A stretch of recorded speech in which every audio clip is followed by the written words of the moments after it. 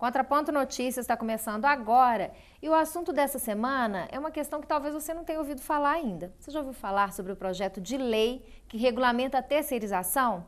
Pois eu achei muito estranho, eu não tinha ouvido falar nada sobre isso ainda e quando eu ouvi falar, para mim foi uma bomba que caiu no colo. Por isso que a gente trouxe aqui no Contraponto, na TV Comunitária, a doutora Daniela Muradas, que é professora de Direito do Trabalho da UFMG. Daniela, obrigada pela sua presença aqui para explicar para a gente, porque eu estou assustada com o que está acontecendo e que a gente não ouviu falar nada sobre isso, né? E também você tem trabalhado isso na América Latina. Como que é? O que você está desempenhando, Dani, na América Latina como coordenadora de uma associação, não é isso? Isso. Bem, o projeto é de assombrar mesmo. Está tramitando no Congresso Nacional um projeto de lei 4330, que, a pretexto de regulamentar a terceirização no Brasil, está propondo uma expansão da terceirização que já existe e com padrões, vamos dizer, que são considerados inaceitáveis pelos especialistas da área. A terceirização, ele é um processo pelo qual se contrata trabalhadores como empresa interposta. Eu chego a qualificar, com base na teoria do Márcio Túlio Viana, que trata-se, na verdade, de um contrabando de pessoas.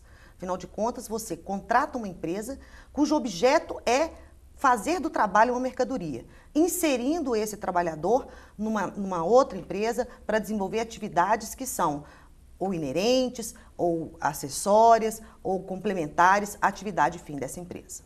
E esse é um processo que está no Brasil, né? Ele é um processo que já existe no Brasil, uma realidade no Brasil, na América Latina e no mundo inteiro.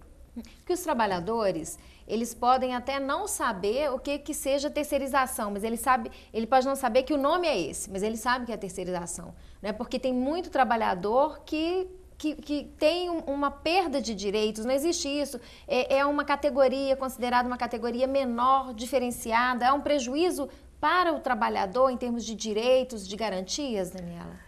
Tatiana, eu tenho um certo receio de que os trabalhadores terceirizados não saibam que são terceirizados. E por quê? Porque esse foi um processo que veio na naturalização de instrumentos que foram aplicados após a chamada reestruturação produtiva. A reconstrução, a consolidação do modelo capitalista japonês, ele foi ocidentalizado.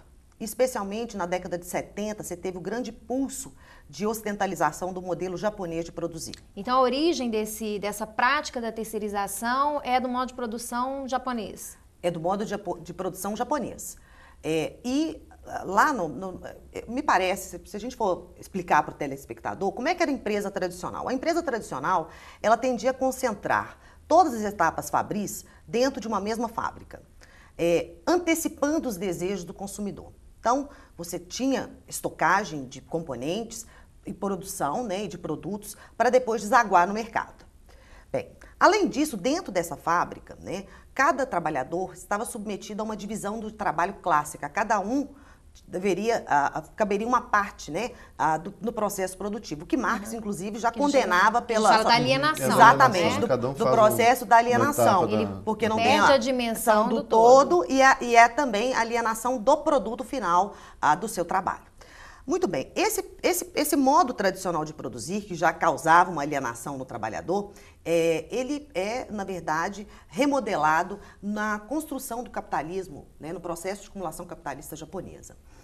Isso porque me parece que a Fiji Toyota, quando foi visitar as fábricas da Ford, deve ter passado por um certo assombro. Falou, olha, em primeiro lugar, não tem espaço físico no Japão para fazer estocagem de produtos e de componentes. Então, eu vou ter que inventar um novo modelo, que é o modelo da produção flexível, dentro que eles chamam lá produção Kanban, e que aqui a gente chama de produção just in time.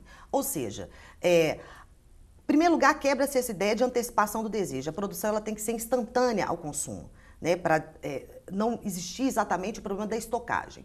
E, além disso, a produção flexível ela vai criar mecanismos que vão exigir também um trabalho flexível. E o que isso impactou? Em primeiro lugar, isso impactou na divisão do trabalho, exigindo uma polivalência do trabalhador, que ampliou o espectro, vamos dizer, de alienação. Além disso, começou a se difundir fórmulas flexíveis de contratação. Dentre elas, em primeiro lugar, a terceirização, que é a contratação de trabalhadores para prestar serviços dentro de uma tomadora de serviços, dentro de uma tomadora final de serviços. Então, um trabalhador, por exemplo, que, como você disse, muitos nem sabem que são terceirizados. Como que um trabalhador comum vai descobrir que ele é um trabalhador terceirizado? Bem, como é que ele descobre? Ele tem que descobrir, em primeiro lugar, qual que é o objeto da empresa em que ele trabalha. Cada empregador vai ter uma função na cadeia produtiva. E ele tem que perceber se aquele empregador dele, ele realiza, ele confecciona um produto final ou se ele fornece produtos que são essenciais para outro capitalista. Se houver esse caráter de dependência do produto que é produzido na empresa dele, pelo empregador dele, para com relação a outro, pode ser que exista sim uma terceirização. Daniela, nós estamos dentro de um quadro, então, a gente há algum tempo falar com a crise de 2008, que poderia ter essa crise do neoliberalismo, que esse neoliberalismo podia ser freado. Na verdade, a gente não vê isso. Na verdade, ele está se acelerando. Isso implica em perda de direitos. Né? A gente tem os dados aqui no Brasil que em 2004 eram 6 milhões de trabalhadores terceirizados. Hoje já são, em 2013, já são 15 milhões de trabalhadores terceirizados. E numa avaliação do ministro Maurício Godinho Delgado, ele coloca que esse projeto de lei que está sendo discutido, né, ele pode implicar numa perda de em média de 30% da renda do trabalhador. Na verdade, isso é muito grave, né? Na verdade, os índices do DIEESE já mostram que os terceirizados de hoje recebem pelo menos 30% a menos de salário, tem uma duração de contrato de trabalho em torno de metade da duração daquele que é diretamente vinculado e tem uma taxa de rotatividade 2,4 vezes maior. Aí tem algumas questões pontuais que eu queria ouvir você. Eu acho que a primeira questão, que eu acho muito interessante para o telespectador pensar no impacto desse projeto de lei, no impacto negativo desse projeto de lei, não apenas para os trabalhadores terceirizados, mas para a República, né? Para o Brasil, para a vida de todos nós. Né? Como é que seria isso, por exemplo? O que a terceirização pode implicar em termos de nepotismo para as empresas públicas, a sociedade de economia mista? O que muda isso na realidade? A terceirização pode aumentar ou facilitar o nepotismo que a gente está combatendo, que a população brasileira está preocupada em combater isso? Para além dos prejuízos inequívocos para os trabalhadores terceirizados, a expansão da terceirização ela não ela na verdade ela difunde os prejuízos para toda a sociedade. E se tem discutido muito pouco isso, os efeitos para a sociedade, os efeitos públicos da terceirização. Em primeiro lugar, a terceirização, pelo menos num projeto de lei, né, que está tramitando, caso ele venha a ser aprovado, ele vai expandir a terceirização no setor público, nas empresas públicas e na sociedade de economia mista. E com isso, né? Só um exemplo para o telespectador, o Banco do Brasil é uma sociedade de economia mista. Banco do Brasil, né? A CEMIG, a Caixa Econômica Federal, pública, né? Enfim, Petrobras. Aliás, a Petrobras é uma das diretamente interessadas na aprovação dessa PL, porque... Isso eu ia te perguntar, quem é que está interessado na aprovação? Quem quer a terceirização? Quem quer terceirização são os empresários e, vamos dizer, as empresas públicas também se favorecem. Não há uma campanha pública do Planalto, ou enfim, para aprovação, pelo menos ostensivamente não. Inclusive a presidente Dilma disse ser contrária à precarização dos direitos dos trabalhadores, mas se aprovado o projeto nos termos em que ele está apresentado, né, com o substitutivo Arthur Maia, isso vai favorecer sim as empresas públicas. E o pior é que esse favorecimento vem em detrimento dos interesses da população. Por quê? Porque a terceirização, ela permite a contratação de atividade especializada. O que é atividade especializada? Pode ser quase tudo. Quase tudo. Pode ser tudo, atividade fim, atividade MEI. Mediante a contratação de uma empresa que vai contratar, por sua vez, trabalhadores sem concurso público. Então, isso é a quebra do concurso público.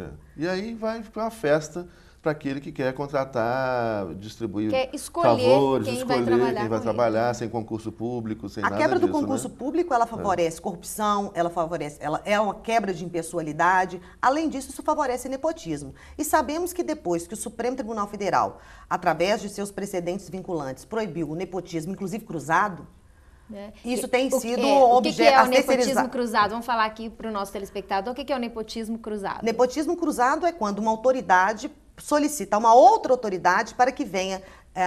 Ele não pode contratar diretamente seus parentes. Então, ele vai pedir a um colega, autoridade, para que ele venha contratar em cargos comissionados os seus parentes. Esse tipo de nepotismo trocado, que era muito comum na sociedade brasileira, ele foi coibido pelo Supremo Tribunal Federal. em prestígio, evidentemente, é o princípio democrático da universalização do acesso por mérito e não por parentesco, por consanguinidade, evidentemente.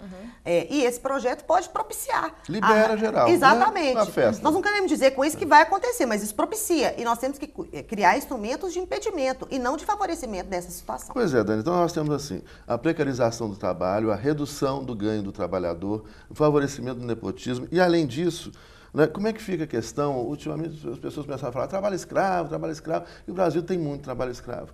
Né? Qual que é a relação que a gente pode falar desse projeto de lei, se aprovado, a gente torce para que ele não seja aprovado, né? E a sociedade precisa se mobilizar para que ele não seja aprovado, e a facilitação do trabalho escravo, por exemplo?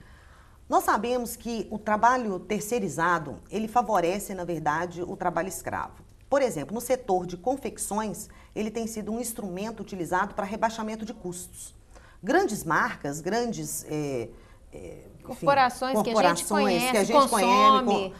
Eu não consumo porque eu sou consumidora consciente, mas enfim. Exatamente. A questão é, isso vira público, né? E é uma forma que as pessoas não sabem que elas têm de coibir isso, é rejeitando o consumo das marcas que elas sabem fazem uso desse tipo de produto. Eu, inclusive, tenho feito, vamos dizer, campanhas, né, nas redes sociais destas grandes marcas que hoje já estão, inclusive, em listas públicas, né? E que foram autuadas por utilizar de terceirização como mecanismo para a ocultação do trabalho escravo. Como que se faz? Como se processa isso? Ao invés delas produzirem a roupa, que é a atividade, elas são fábricas de roupas. Em vez deles produzirem a roupa, eles contratam, na verdade, confecções que, por sua vez, utilizam-se de trabalho escravo ou degradante. Normalmente, as vítimas desse processo, dessa cadeia produtiva, são trabalhadores estrangeiros indocumentados.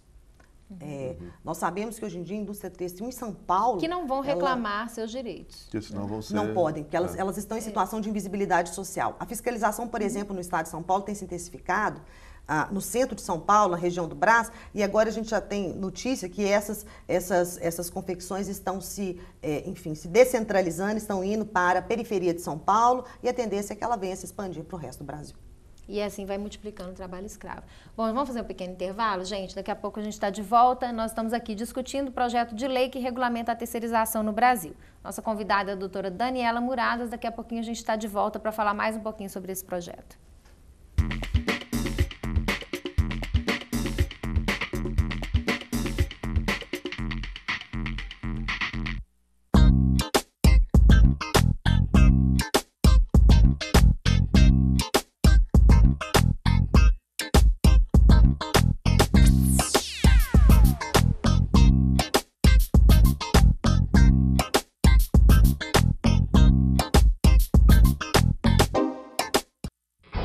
Campeões preparados para derrubar adversários e que sabem como ninguém o que fazer em meio a uma confusão na rua. Aí a gente foge da briga.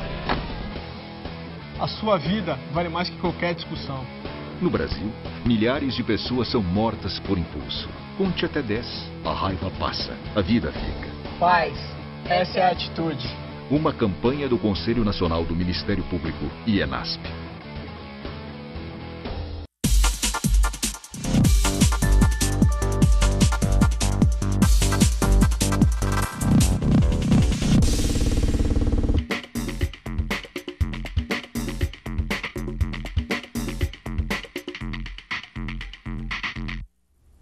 Contraponto Notícias está de volta e o assunto dessa semana é o projeto de lei que regulamenta a terceirização no Brasil. Se você não ouviu falar sobre isso, presta atenção no que a gente está discutindo aqui, porque isso diz respeito a você, que é trabalhador. Então, nós trouxemos a doutora Daniela Muradas, que é professora de Direito do Trabalho da UFMG, que está aqui explicando para a gente o que representa para o Brasil, quais são os impactos negativos desse projeto de lei que está aí à beira de ser aprovado. Então, doutora Daniela, como que esse projeto hoje tramita lá no Congresso? Em que fase, que etapa que ele está no Congresso Nacional? Ele estava para apreciação da Comissão de Constituição de Justiça e Cidadania da Câmara dos Deputados. No entanto, houve um requerimento para que ele fosse levado para apreciação plenária e ontem, na data de ontem, dia 18 de setembro, foi realizado uma audiência pública, uma comissão geral, e de debate plenário com alguns convidados, 60 convidados, compareceram ministros do Tribunal Superior do Trabalho, representantes do Ministério do Trabalho, os presidentes centrais sindicais, especialistas, representantes do Ministério Público do Trabalho, enfim. Foi um grande debate público. E todo mundo teve a oportunidade de participar e falar sobre esse projeto, discutir sobre o projeto? Não, nem todo mundo, porque algumas intercorrências no período da realização da audiência pública impediram que ela tivesse o seu trâmite normal. Na verdade, Brasília, ontem eu fiquei muito assustada, eu nunca tinha visto, pelo menos eu nunca tinha presenciado desse modo. A Praça dos Três Poderes estava praticamente sitiada, estava isolada, com forte barreira policial. O ingresso dentro do prédio do Congresso Nacional era com identificação e só puderam entrar as pessoas que estavam na lista. Então, os trabalhadores não puderam participar da discussão sobre a casa do futuro do trabalho. Seria, né, os representantes do povo, o povo não pode entrar, né? É verdade. Quer dizer, inventar não. Agora descobriram que, depois de mais de 50 anos de existência, que o prédio do Congresso Nacional tem um problema de habite-se. E agora eles fazem um controle na entrada. Então, com base nisso e para prevenir eventuais conflitos, eles limitaram o acesso só aos convidados e alguns que falariam na comissão geral e alguns pouquíssimos convidados que as lideranças partidárias puderam fazer-se acompanhar por eles, e eles ficaram nas galerias. Aqui, nós no primeiro bloco, a gente estava pontuando para o telespectador, né, o que representa esse projeto de lei que pode ser aprovado a qualquer momento e que a grande mídia não reporta, não conta nada e as pessoas vão aí sem saber a repercussão disso. E falamos que esse projeto representa uma perda salarial em média de 30% para o trabalhador, né, que é uma expansão dessa terceirização, a precarização do trabalho, favorece o trabalho escravo, né, a questão do nepotismo. E eu queria perguntar para você a questão do impacto orçamentário. O que representa isso, né, em termos de orçamento público, essa possibilidade da expansão da terceirização? Esses são os efeitos públicos. E aí é um momento da gente lembrar que qualquer projeto de lei ele tem que atender o princípio republicano, o princípio de preservação da coisa pública. A terceirização, ela serve ao empresariado e às empresas públicas, mas ela não pode criar gravame para o orçamento público. E ela cria. Os setores quantificados mostram que a relação de acidentalidade no trabalho terceirizado é 800 vezes maior do que daqueles... É muito grave, grave. Muito... O índice de mortalidade é 550 vezes maior. Que isso? Na CEMIG morreram mais de 231 pessoas em 3 anos quantificados. É um absurdo, são vidas humanas. E isso representa custo também. Se o lado humanista nos chama atenção para o problema da maior acidentalidade, por outro lado, para aqueles que não têm uma visão humanista e que põem dinheiro em números põe no centro do sistema no dinheiro, isso representa impacto orçamentário. Por quê? Porque há um impacto direto nesses acidentes, inclusive fatais, para a Previdência Social, agravando, né, vamos dizer, o número de concessões de benefícios de prestação continuada da Previdência Social. Então, os auxílios doenças acidentárias, auxílio acidente quando há danos permanentes, aposentadorias por invalidez e pensões por morte têm agravado sobremaneira o nosso orçamento público. Além disso, também agrava o orçamento do Ministério do Trabalho. Por quê? Porque como há uma maior rotatividade dos trabalhadores terceirizados, há um maior número de requerimentos de seguro-desemprego. Então, tudo isso cria um ônus econômico enorme. Bom, se a gente está falando só de desvantagem...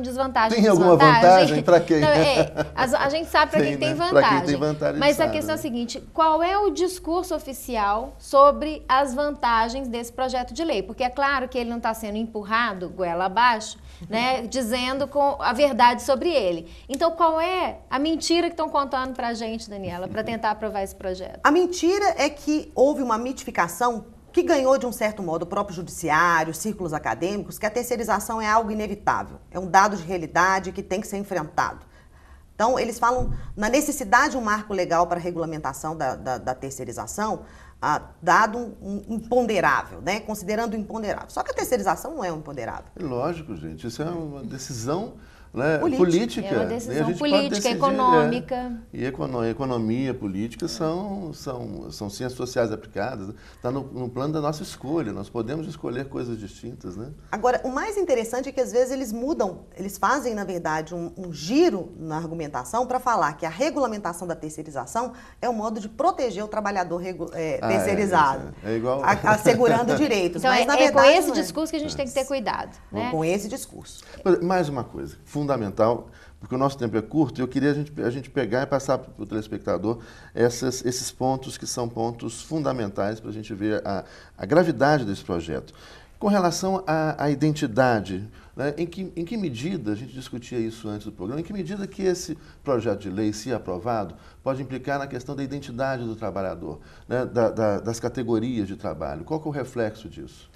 Os elementos centrais da cidadania, né, são direito à identidade e à pertença social. Né? Construção de identidade e de pertença, senso de pertença social, eles são fundamentais na sociedade democrática.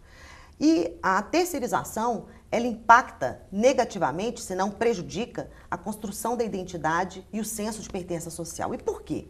O trabalho na sociedade contemporânea, ele é o elemento central de construção da identidade humana.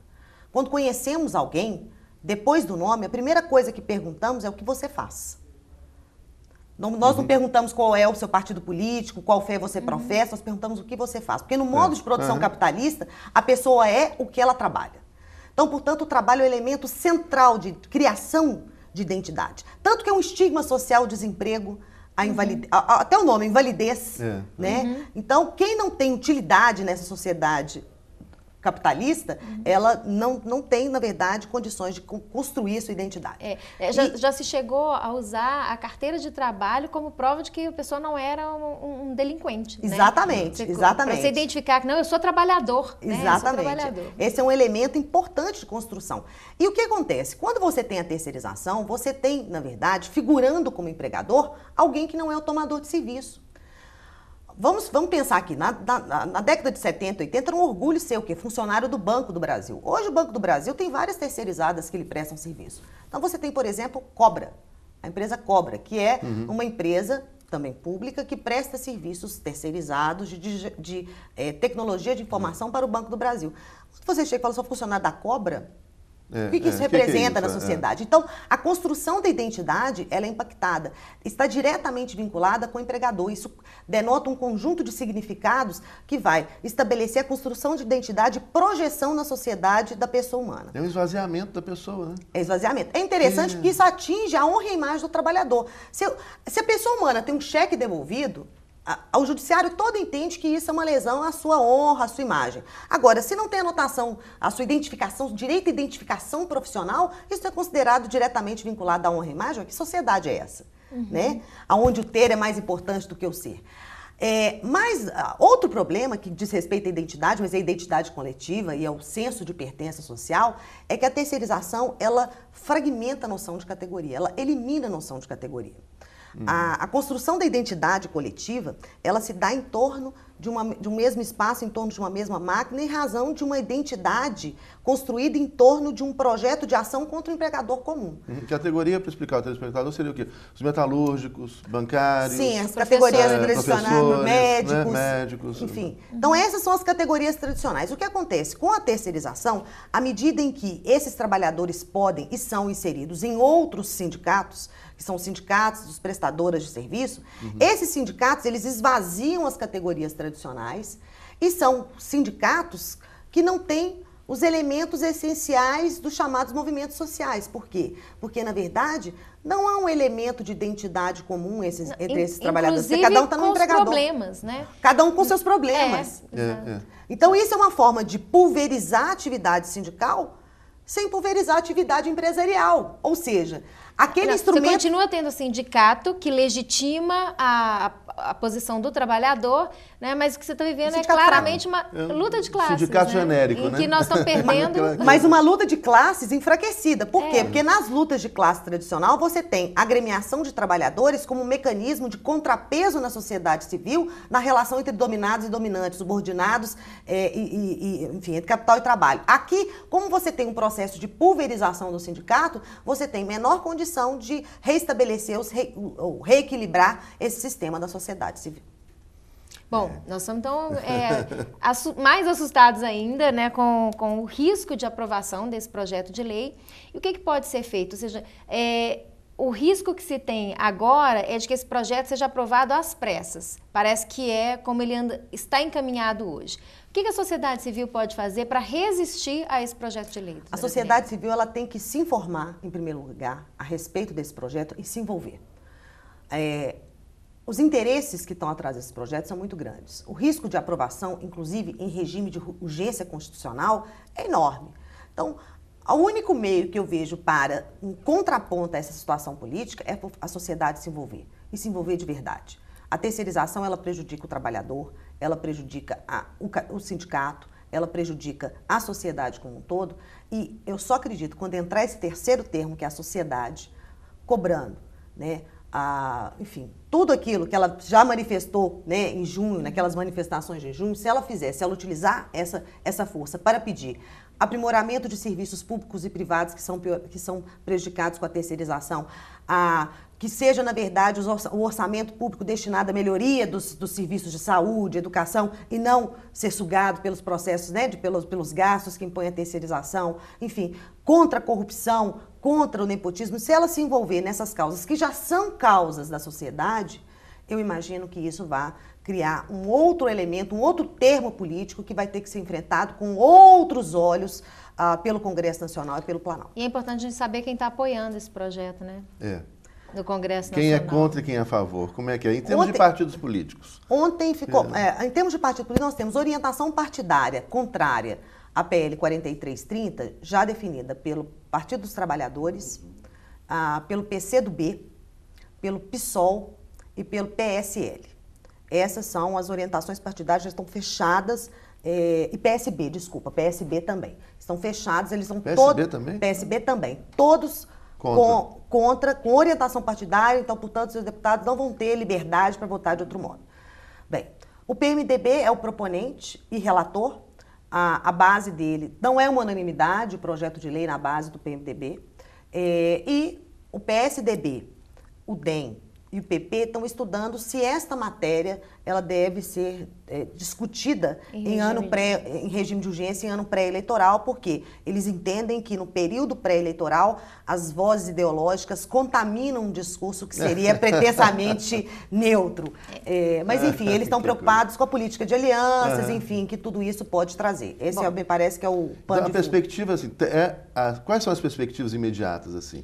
Você acha que a chance de ser aprovada agora é muito grande ou tem como reverter a situação? Eu acho que é possível reverter. Se tiver uma mudança, pelo menos, a respeito, né, desse requerimento de urgência, ele não for votado, ou se ele for votado e for julgado, enfim, for deliberado como indevido, como um projeto não urgente, acho que isso muda muito o cenário. 2014, ninguém vai votar em ano eleitoral. Nós não vamos ficar aguardando os próximos capítulos. Nós vamos fazer uma campanha para que a gente possa discutir melhor sobre esse projeto de lei, para que a gente não caia nesse engodo que é o discurso que estão protegendo os trabalhadores, enquanto, na verdade, os trabalhadores estão só perdendo. Doutora Daniela, obrigada pela sua presença. Eu que agradeço. Provavelmente vamos incomodá-la mais, convidá-la mais vezes aqui, enquanto esse projeto estiver em discussão, a gente vai continuar discutindo aqui no Contraponto. A TV Comunitária continua com a sua programação. Semana que vem a gente está de volta com mais notícia para você.